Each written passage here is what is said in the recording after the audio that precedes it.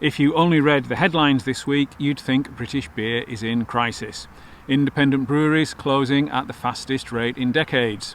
Historic pubs shutting their doors after 150 years. Tax debates back in the spotlight. But look a little closer and you'll also see something else happening. New pub cultures emerging and community still sitting at the centre of it all. Let's get into it.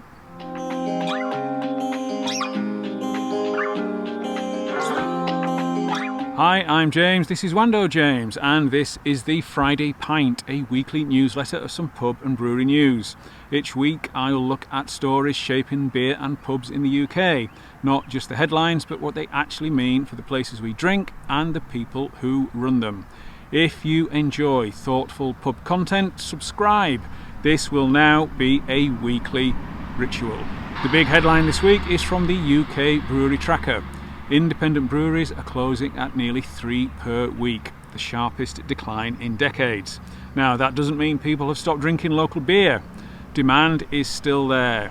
What's happening instead is a squeeze from every direction.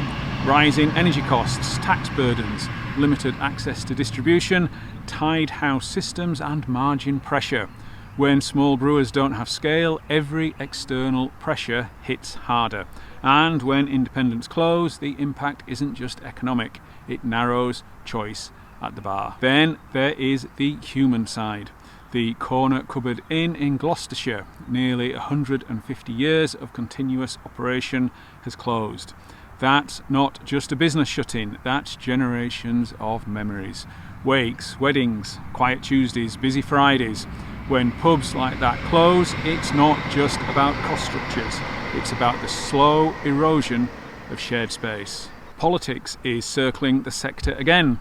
This week saw proposals including a 10% beer duty cut, the gradual abolition of business rates for pubs, reduced VAT, changes to national insurance burdens. Now, whether those proposals are realistic or not, the fact they're being discussed tells you something. Pubs are back in the political conversation, and that is overdue. Now here's the part I find genuinely encouraging. In the West Midlands, so-called desi pubs are thriving. Traditional British pub settings combined with South Asian food, hospitality and music. They're not abandoning pub culture, they're expanding it, and that matters because it shows that the pub isn't dying, it's evolving. Community spaces adapt to the communities they serve, and that's how they survive. So what does all this tell us? Well, the UK pub and beer scene isn't collapsing, but it is being tested. Small breweries are under real pressure, heritage pubs are vulnerable, costs remain stubborn. At the same time, new pub models are emerging and drinking habits are shifting. This isn't the end of pub culture. It's a transition period, and transitions are uncomfortable, but they can also be creative. If you want the full list of stories and sources from this week, they're all in the Friday Pint newsletter on my Substack, linked down in the description below. What are your thoughts? Please get involved down in the comments. And if you care about pubs as much as I do, not just as businesses, but as spaces, please like and subscribe. I'm wandojames, pubs, pints, places. Support your local pub, and I will see you next week.